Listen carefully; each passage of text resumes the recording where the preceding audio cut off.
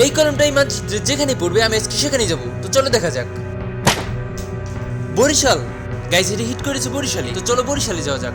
তো বাসে করে অনেকক্ষণ জার্নি করার পর আমি চলে আসলাম বরিশাল। আমি বাস থেকে নেমে শিওর হয়ে নিলাম এটা কি সত্যি বরিশাল। বরিশাল, হ্যাঁ ঠিক আছে, এটাই বরিশাল। তো রাস্তা দিয়ে ঘুরলে তো হবে না, তাই আমি একদিনের জন্য একটি হোটেল ভাড়া নিয়ে নিলাম। আমি এখন আছি বরিশাল। মাত্র 24 ঘন্টা ঘুরে দেখবো এই পুরো বরিশাল শহর। লঞ্চ ঘাটের এই বিশাল বিশাল আলিশান লঞ্চ দেখা থেকে শুরু করে এখানকার স্পেশাল খাবার দাবার আর হোটেল রুমের অভিজ্ঞতা সবকিছু থাকছে এই ছোট্ট সফরে। তো চলুন শুরু করা যাক। আর ভাই এটা হচ্ছে আমাদের রুম। আর গাইস, আমরা যে হোটেলটাতে উঠেছিলাম সেটা অন্য হোটেলগুলোর থেকে অনেকটা সুন্দর ছিল এবং পরিষ্কার পরিচ্ছন্ন ছিল। আর গাইস, তোমরা ভাবতেও পারবে না আমি বরিশালে এসে এই লঞ্চ দেখতে গিয়ে এমন একটা কিছু দেখেছিলাম, ভিডিওর শেষ অর্ধে এটা ক্লিয়ার হবে। ভাই এখানে আমাদের এই হোটেলে ওঠার জন্য ভাড়া একদিনের জন্য মাত্র 24 ঘন্টাও না, 20 ঘন্টার জন্য 1300 টাকা দিতে হয়েছে। দেখি একদিন থাকার এক্সপিরিয়েন্স, কালকে সবকিছু ঘুরে ঘুরে দেখবো। আর এই ভিডিও শেষে তোমরাও জানতে পারবে এই 3-4 তলা ভবনের এই বিলাসবহুল লঞ্চগুলো কেন এত দাম। আর এইগুলো তো তোমরা ভিডিও শেষের দিকে জানতে পারবে। তো চলো প্রেজেন্টে ফিরে যাক। আর এটা হচ্ছে বেলকনি। এটা এখানে আমি ঘুমাবো আজকে।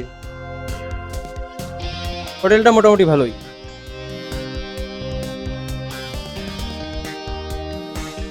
তো গাইজ, হোটেল ভাড়া নেওয়া হয়ে গেছে, এবার একটু রিল্যাক্স করা যাক।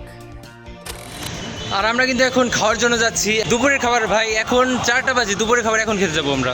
তো অনেক সময় পার করার পর আমরা দুপুরের খাবার বিকাল 4টার দিকে খেতে গেলাম। আর আমরা সেখানকার সাধারণ একটা রেস্টুরেন্ট থেকে মুরগি আর ভাত দিয়ে দুপুরের খাবারটা খেয়ে নিলাম। আর খাওয়া শেষ করে চলে আসলাম বরিশালের লঞ্চ ঘাটে। ভাই লাইফের ফার্স্ট টাইম লঞ্চ দেখলাম। আর বরিশালের এই লঞ্চগুলো এতটাই বিশাল ছিল যে আমি উপরে তাকালেই শুধু আকাশও দেখতে পেতাম না। কিন্তু তোমরা জানলে অবাক হবে এই লঞ্চগুলোর দাম 15 থেকে 30 কোটি টাকাও হতে পারে। আর একটা লঞ্চের এত দাম হওয়ার মূল কারণ হচ্ছে এর পেছনে থাকা জার্মানি এবং জাপানের তৈরি কোটি টাকার দানবীয় ইঞ্জিন, আধুনিক রাডার ও নেভিগেশন সিস্টেম। আর সবচেয়ে বড় খরচ হয় এর ভেতরে রাজকীয় ইন্টেরিয়র। 4 তলা ভবনের এই লঞ্চগুলোর ভেতরে আছে নিজস্ব লিফট, বিলাসবহুল রেস্টুরেন্ট, সেন্ট্রাল এসি এবং 5 স্টার হোটেলের মতো ভিআইপি ডুপ্লেক্স কেবিন, যার সবকিছুই বিদেশ থেকে আনা। মূলত এই আন্তর্জাতিক মানের নিরাপত্তা আর চোখ ধাঁধানো লাক্সারিস কারণে এগুলোর দাম এত কোটি টাকা। আর এইভাবে হাঁটতে হাঁটতে আমরা চলে আসলাম সেই লঞ্চের মধ্যে। আর এখানকার ভিউটা জাস্ট অবিশ্বাস্য। চারপাশের এই অফুরন্ত জলরাশি আর সমুদ্রের মতো বিশাল নদীর বুকে ঢেউয়ের যে গর্জন, এমন সময় সমুদ্র দেখার মজা আলাদা। আর সুন্দর এই করিডোরের ধরে আমরা উপরে উঠে যাচ্ছি সরাসরি দ্বিতীয় তলায়। আর দ্বিতীয় তলা থেকে তো আরো বেশি সুন্দর দেখাচ্ছিল সবকিছু।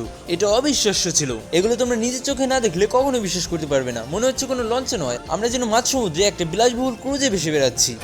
আর লঞ্চের এই সৌন্দর্যগুলো উপভোগ করতে করতেই সন্ধ্যা পেরিয়ে রাত হয়ে যায়।